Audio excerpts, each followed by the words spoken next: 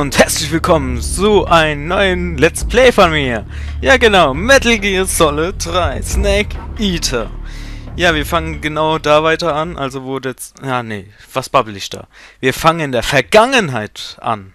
Also da war noch nicht David Hater, oder so hieß er, David Hater, genau.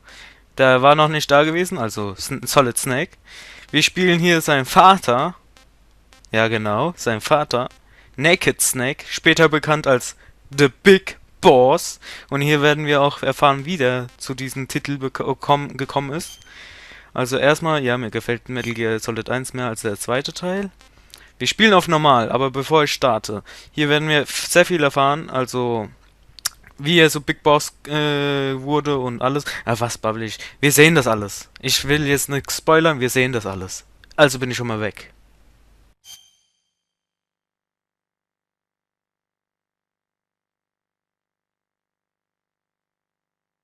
After the end of World War II, the world was split into two, East and West.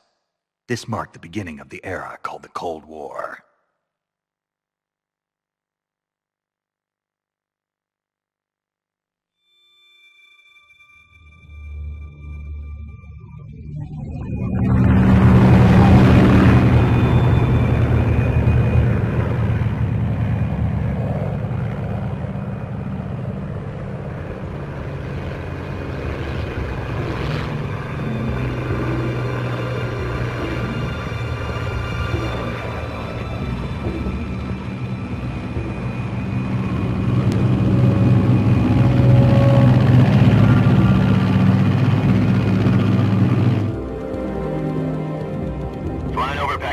Altitude 30,000 feet.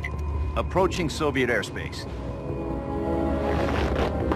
20 minutes to drop off. Commencing internal depressurization. Equipment check. Arm main parachute. All right. You ready to go? Drop zone still showing a high pressure mass. Cav okay. Good. We've got high visibility.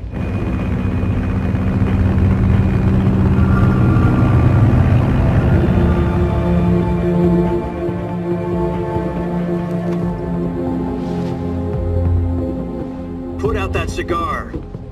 Connecting oxygen hose to interior connector. Put on your mask.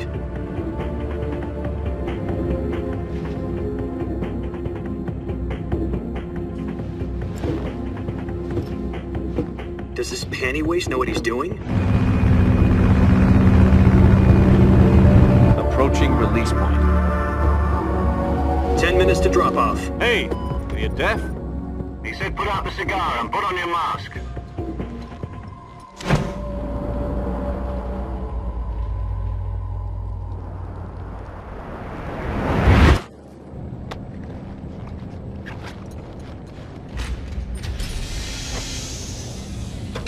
Depressurization complete. Checking oxygen supply. 6 minutes to drop off. Opening rear hatch.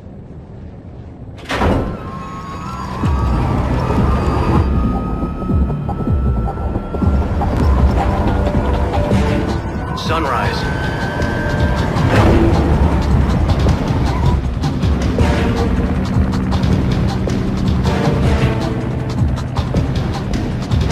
External temperature minus 46 degrees Celsius. 2 minutes to drop off. Stand up. You'll be falling at 130 miles per hour. Try not to get frostbite from the wind chill. 1 minute to drop off. Move to the rear. Activate bailout model. This is one for the history books. The world's first halo jump. 10 seconds to drop off. Stand by.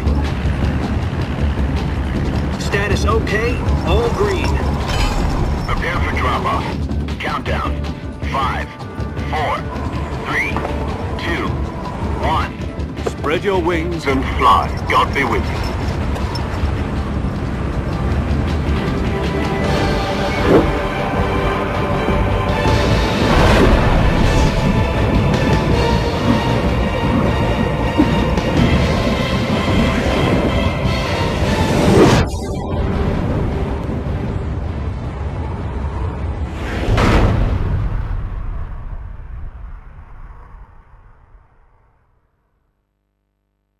Jack, I've got some important news. The head of the CIA has finally given us the green light for the virtuous mission. Virtual mission? No, the virtuous mission. The future of our Fox unit depends on it. If it succeeds, we'll be officially organized into a unit. Virtuous mission? Sounds like some kind of initiation ritual. You know, don't get cocky. This isn't a training op. Right. So what exactly is this wonderful mission? Well, about 2 years ago, a certain Soviet scientist requested asylum in the West through one of our moles. His name is Nikolai Stepanovich Sokolov. He's head of the OKB 754 Design Bureau, one of the Soviets' top-secret weapon research facilities, and the East's foremost expert on weapons development. Sokolov? Isn't he that famous rocket scientist? The very same. On April the 12th, 1961, the Soviets achieved the first manned spaceflight in history. The Earth was blue, but there was no God. Well spoken. The rocket that carried Yuri Gagarin into orbit was the A-1, known as the Vostok rocket. Sokolov is said to be the man most responsible for the multi-engine cluster used in that rocket. After Gagarin's flight, Sokolov left rocket development to become the head of the newly established Design Bureau. From a lowly technician to head of a design bureau, that's quite a success story, so why'd he want to defect? It seems he'd become afraid of his own creations. Afraid? Call it a crisis of conscience. And for that, he left his country and his family behind and went over the fence? Not exactly. One of his conditions was that his family was also to be taken safely to the West. We used a mole to get the family out first and succeeded in sneaking Sokolov over the Berlin Wall shortly afterwards. I was the one who conducted the operation. The security on the eastern side was still full of holes back then. Then what? We got Sokolov over in one piece, but the whole ordeal had left him exhausted, and we checked him into a hospital in West Berlin. It took him 2 weeks and more than 600 miles to get from the research facility in the Soviet Union to Berlin. He was in no condition to say anything coherent. And it was only a week later that we had something much bigger on our hands. The Cuban Missile Crisis. October the 16th, 1962, President Kennedy received word that the Soviets were in the process of deploying intermediate-range ballistic missiles in Cuba. The President demanded that the Soviets dismantle and remove the missiles. At the same time, he announced a naval blockade to prevent further missile shipments from reaching Cuba. But the Soviets didn't back down, instead placing their armed forces on secondary alert. Soviet transport ships carrying missiles continued on course towards Cuba. US and Soviet forces went on alert for an all-out nuclear war. Frantic negotiations were conducted through the UN's Emergency Security Council and unofficial channels to end the hair-trigger standoff.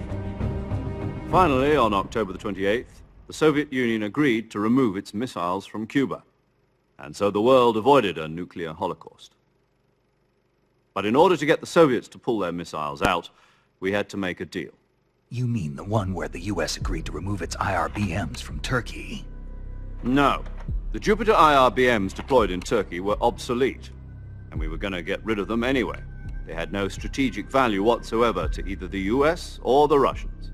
The Turkey deal was a ruse, a cover story that was fed to the other intelligence agencies around the world. So what did the Russians really want? Sokolov. They wanted us to return Sokolov. You mean the Soviets pulled out of Cuba just to get their hands on Sokolov? That's right. What the hell was he working on? At the time, we had no idea. We were running out of time. It was either give up Sokolov or risk full-scale nuclear war. In the end, we had no choice. President Kennedy gave in to Khrushchev's demand. The next day, I got Sokolov out of the hospital, handing him over to agents on the eastern side. Sokolov kept on screaming, "Save me," until he disappeared from my sight. Then a month ago, we received some new information from one of our moles. About Sokolov? Yes. He was taken back to the research facility and forced to continue working on the weapon in question under KGB supervision. What's more, it's on the verge of completion. So what kind of weapon is it? Something to do with space rockets? No, missiles. Same technology. I guess you're right. We don't know the details, but it appears to be a new kind of nuclear device. For half a year now, the Soviets have been conducting frequent nuclear tests at Semipalatinsk. Something to do with the weapon, I assume. We're talking about a secret weapon so big that Khrushchev was ready to pull out of Cuba to get it back. Is Sokolov still in the facility? No, according to our intelligence, he's in Selino-Yarsk, a place in the mountains about 3 miles to the west that's known as the Virgin Cliffs. The Virgin Cliffs. Nice name for a virtuous mission. They moved him there just recently. Why? Apparently, they're conducting a field test of the weapon, but it's our best chance to get him back. This mission would never have been possible if he was still in the research facility. This is our last chance. Sokolov must have known that too when he contacted us.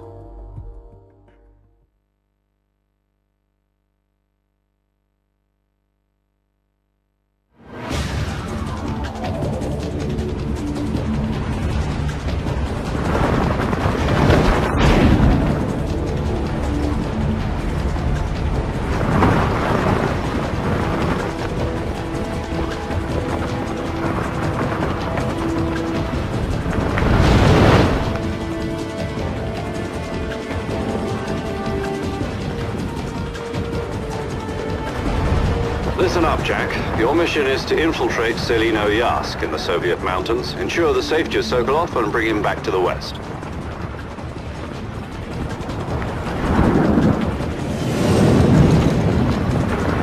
If we don't get Sokolov back before that weapon is complete, we'll be facing a major crisis. The clock is ticking.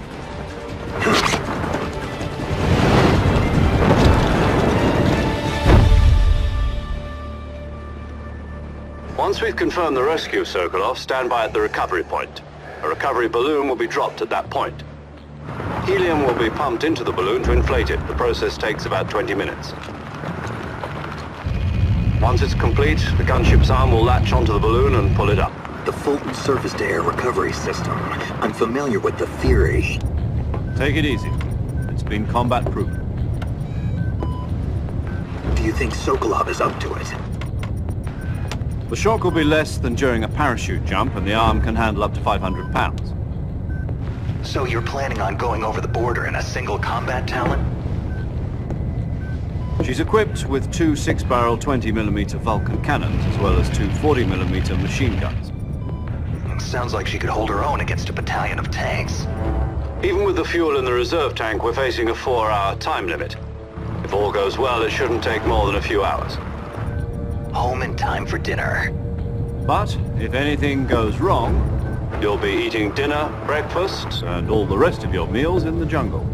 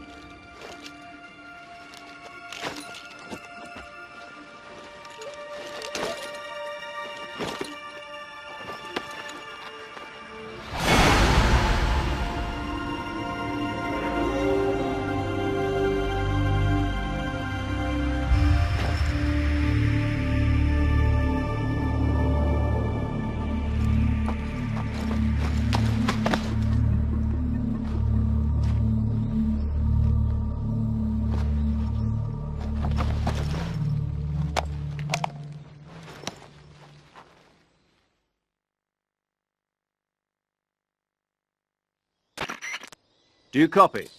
You're already in enemy territory, and somebody might be listening in. From here on out, we'll be using code names to refer to each other.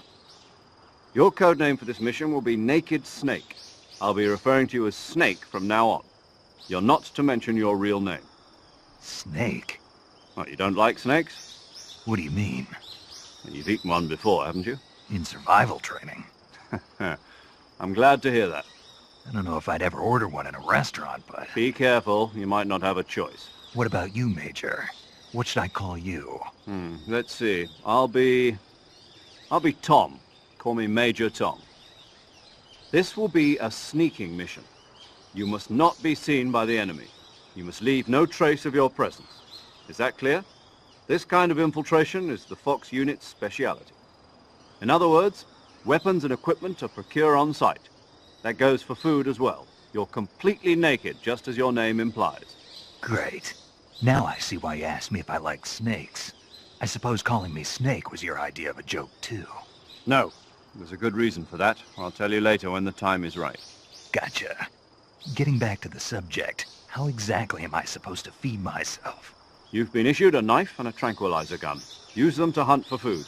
You'll also find some medical supplies in your backpack. Yeah, about the backpack. I lost it in a tree on the way down. I see. Well, you'd better go back and get it then. You know where it is? No problem. I can see it from here. It's stuck on a branch. To climb a tree, stand in front of a tree that's covered in ivy and press the action button. I'll be monitoring your progress over the radio. We can't risk violating Soviet airspace, but I'll be in the gunship. My frequency is 140.85. I'll give you a call if I need to talk to you. If you need to talk to me, use the send function. Okay, Snake, go get your backpack.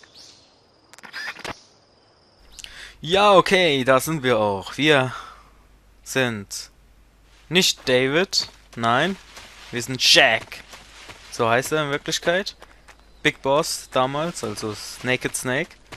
Heißt, sein richtiger Name ist Jack.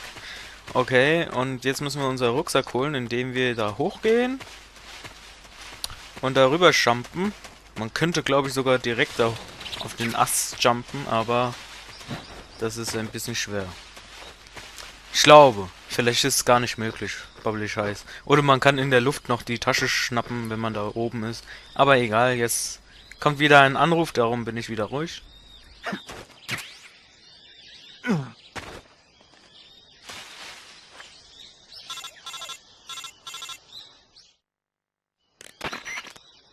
I see you've retrieved your backpack, Snake. To equip a weapon, it's necessary to take it out of your backpack. In the survival viewer, choose Weapon from the backpack. Your available weapons will be displayed in a window in the upper left. From that list, choose the weapon you want to equip and press the Enter button. For other equipped items, just do the same thing from Item. Got it. Use the survival viewer backpack. Yep, that's right. Survival is fundamental to this mission.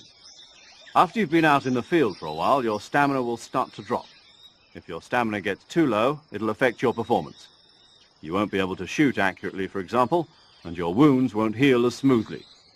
Keep an eye on your stamina so you don't run out. To recover lost stamina, you can hunt for local flora and fauna. You can use either your tranquilizer gun or your knife to hunt. My only weapon is a Mark 22 Hush Puppy tranquilizer gun? That's right. It's been fitted with its own suppressor. However, the suppressor will deteriorate every time you fire. Once its durability reaches 0, the noise suppression effect will be gone. So don't get too trigger-happy with it. The suppressor's durability is shown in the icon. Any weapons and equipment beyond what you're carrying now, you'll have to find as you go. I have to find my own weapons and equipment? Whose crazy idea was this, anyway? Solo covert actions are standard Fox operating procedure. You can't leave any traces of your presence. No weapons, equipment, footprints, sweat, or bodily waste. The same goes for bullets and cartridges, too. Your presence in enemy territory is already a violation of international conventions of warfare. There aren't supposed to be any American soldiers in Russia. It could spark an international incident. You can't let anyone see you. You can't let the enemy know you're there. This is a stealth mission. You're a ghost, Snake, in every sense of the word. And there'll be no rescue if you're captured. The military and US government will deny any involvement in the affair. Then I'll just have to take care of myself, huh? I'm afraid so. You've been given a fake death pill for that purpose. SIS guidelines stipulate that soldiers on covert ops like this one be issued a potassium cyanide capsule. Tape it to your body so you can take it when you need to. How generous of you. Use it if you're taken prisoner by the enemy. It'll send you into a state of false death for a short time. Fooling them into thinking that I'm really dead. So, how do I come back to life? Just take the revival pill. You mean that thing they put in my tooth before the mission? That's the one. But be careful. If you remain in a state of false death for too long, nothing will be able to bring you back. Remember that. I'll keep it in mind. You said this was a solo mission, right? Right. I guess that means I can't count on any reinforcements. Correct. The mission rests entirely in your hands. A real one-man army. Relax. There's a support team ready to back you up over the radio. Who? I'll introduce them to you. This time, survival is of utmost importance. The first member of the support team will be in charge of monitoring your physical condition, acting as a medic, so to speak, as well as recording your mission data. She's a member of Fox as well, and she's here on the gunship with me. She? Hello, Snake. I'm paramedic. Nice to meet you. Paramedic. As in a medic who comes in by parachute. Aren't you going to tell me your real name? Are you going to tell me yours, Mr. Snake? My name, huh? It's John Doe.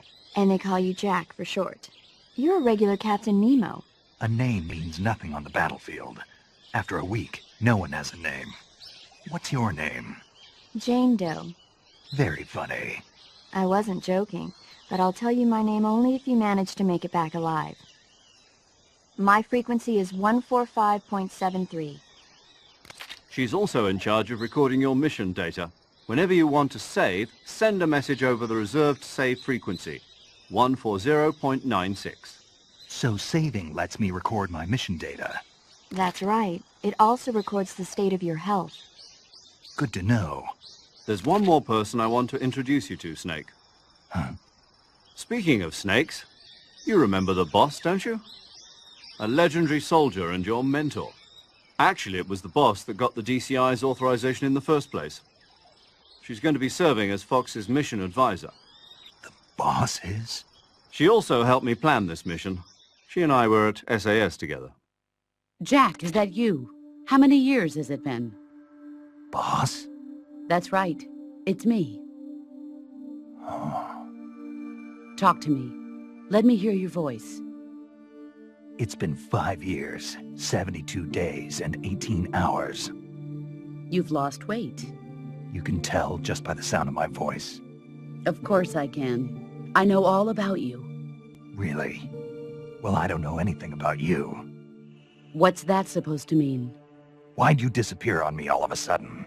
I was on a top-secret mission. Hmm. You didn't need me anymore. But there were still so many things I wanted you to teach me. No, I taught you everything you needed to know about fighting techniques. I taught you all I could. The rest you needed to learn on your own. Techniques, sure. But what about how to think like a soldier? How to think like a soldier?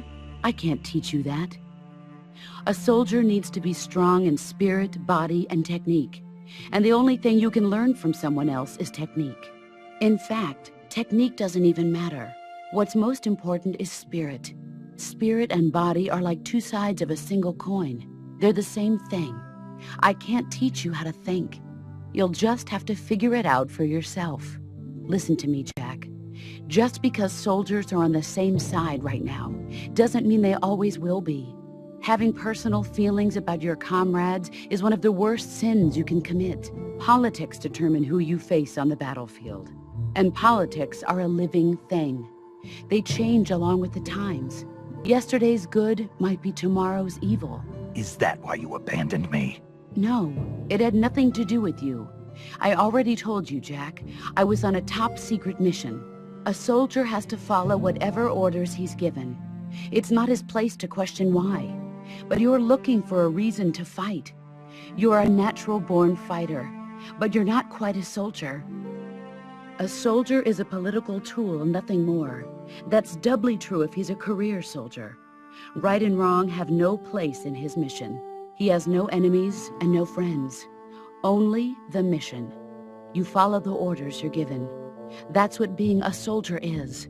I do whatever I have to get the job done. I don't think about politics.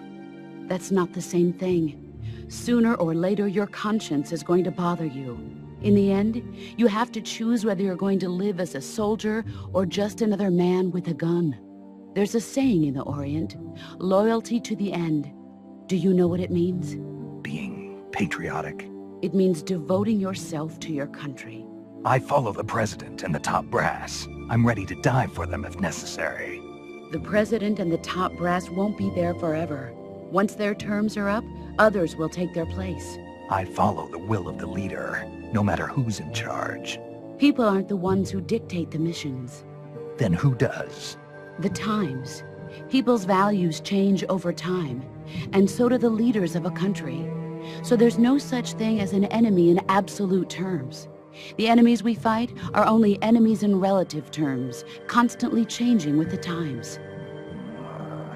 As long as we have loyalty to the end, there's no point in believing in anything, even in those we love. And that's the way a soldier's supposed to think? The only thing we can believe in with absolute certainty is the mission, Jack. All right, but do me a favor. What is it? Call me Snake. Snake? Oh, right. Your code name is Snake. It suits you well. That's right. The legendary unit that the boss put together during World War II was a snake. The Cobra unit, a group of heroes that brought the war to an end and saved the world. As long as you've got a legendary hero backing you up, you'll be fine. Isn't that right, Snake? Yeah, I can't think of anyone else I'd rather have with me. Oh, and one more thing, boss. Yes? It's good to hear your voice again. Same here. After all, who knows if either of us will make it out alive? Snake, you are always best at urban warfare and infiltrating buildings. But this is the jungle. Survival is going to be key. Those CQC techniques I taught you are sure to come in handy. CQC? Close quarters combat, huh? I've been in the Green Berets for the past few years. I'm probably pretty rusty. Not to worry. I'll be here to help you remember. After all, this is your first actual survival mission. I'll be supporting you over the radio. Where are you, boss? Next to the Major? The boss is communicating with us by radio from aboard a Permit-class submarine in the Arctic Ocean. My frequency is 141.80. Call me if you need my advice on battle techniques. Gotcha. Your mission is to retrieve Dr. Sokolov. Dr. Sokolov is being held in an abandoned factory located to the north of your current position. Avoid heavy combat and don't let anyone see you. Don't forget that this is a stealth mission.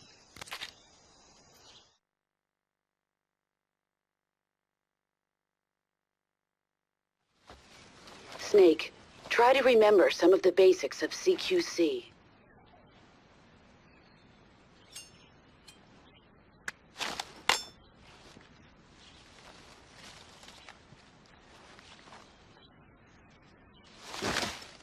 Commencing virtuous mission now.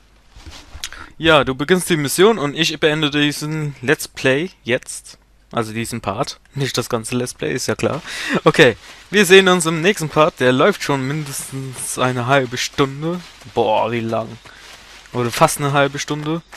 Denn ich muss etwas rausschneiden. Da war ein Leck vorhin. Also einen gewaltigen Leck. Der hat aufgehört, also als ich hier mit dem Handy... Also man hat ja keine Nanomaschines, wo man irgendwie per Funk mit den Nanomaschines mit anderen redet. Man hat ja wirklich Walkie-Talkies und so.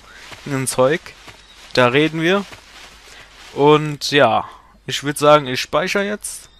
Und wir sehen uns im nächsten Part wieder. Also sage ich schon mal Tschüss und bis zum nächsten Part. Falls Paramedic nichts zu sagen hat. Das ist die Tussi, wo wir jetzt speichern immer. Ja, komm. Wir warten. Vielleicht ist es so wie in Metal Gear Solid 2.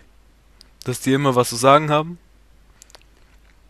Und wir speichern bei 1, wie es sich gehört. So sieht das aus, wenn man hier speichert bei Metal Gear Solid 3. Na komm, mach hin. Ich könnte es... Ah ja, die nächsten paar Male werde ich es rausschneiden. Also immer am Schluss. Und werde euch nur zeigen, wie das Gespräch gewesen ist von Paramedic und Naked Snake. Hey, Snake, you ever heard of Godzilla, King of Monsters? No, what is it? It's a movie. You haven't seen it? Nope. It's about this monster called Godzilla, who grows to an enormous size in a nuclear test and goes on a rampage in Tokyo. Nuclear test, huh? Then the Marshall Islands must be crawling with giant monsters right about now. It's just make-believe. Maybe that's why my pants have been so tight lately. Snake, it's a movie, not a report out of Los Alamos. I know. So then what happened? Godzilla is immune to all weapons, and humanity has no way to stop the monster. Dr. Shirazawa develops a new type of weapon, but meanwhile Godzilla is getting closer and closer to Tokyo, obliterating everything in its path. It was originally a Japanese movie, but they made an American version too. I recommend seeing the original Japanese one if you ever get the chance. It's mostly mindless fun, but it's also got a serious anti-nuke message as well. Where can I see the original? You'll just have to go to Japan. Really? That's too bad. Well, if you wait 40 years, you might be able to see it in America too. Why's that? 2004 will be Godzilla's 50th birthday. You think they're still going to be making Godzilla movies then? Of course! Everybody loves Godzilla. You sure know a lot about movies. I don't suppose you're the movie-watching type, are you? Not really. Okay, then I'll tell you everything I know. When the going gets tough, movies can save your life. It's always good to be able to look at things from a different perspective when you get in a jam. That's the magic of movies. No kidding. Well, I guess it might at least make a nice distraction. That's the spirit, Snake. Have a little fun. Okay, das war's. Also wir sehen uns im nächsten Part wieder, also sage ich schon mal ciao Leute!